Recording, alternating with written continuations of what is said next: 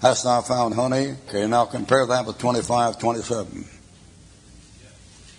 And that's that thing I was talking about. I was talking about getting over studying heavy stuff in the Bible to brag about it, and take that to 27. Look what he said about that thing, if that's your motive. There's 27 on it. And 27, it is not good to eat much honey. Well, thy word is sweeter than honey to my taste. There it is. It is not good to eat much honey. Why? Here's the condition. Now, if you can get over this condition, you can read what you want to read. But if you can't handle this, then you better go slow down in the reading and spend some time in praying. What is it? It is not good for a man to eat much honey. So, here's an illustration. For men to search their own glory is not glory. That is, you're searching the Scriptures so you can get glory from being a teacher or being a smart aleck, then you're getting too much. You've got to start getting some grace. Knowledge puffeth up, but charity edifieth.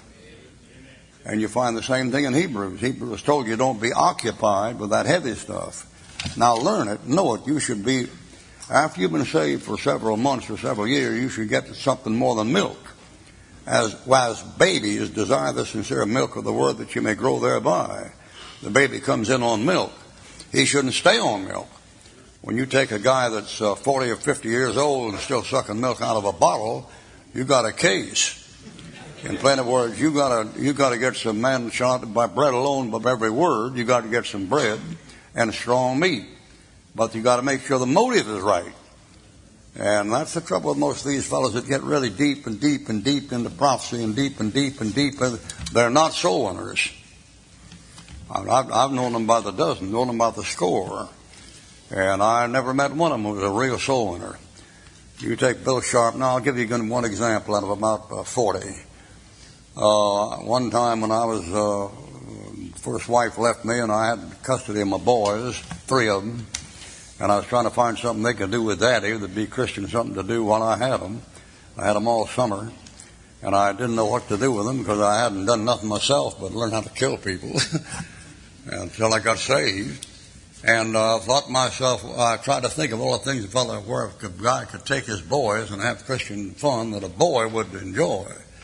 I mean, I take for granted my boys are men because I prayed for them to be men, male men. And I tried to think of something. I'm living out there on a farm in Bay Minette, right next to Dickman out there. And I thought to myself, well, fishing. I mean, I didn't know anything about fishing, but everybody around Bay Minette fished.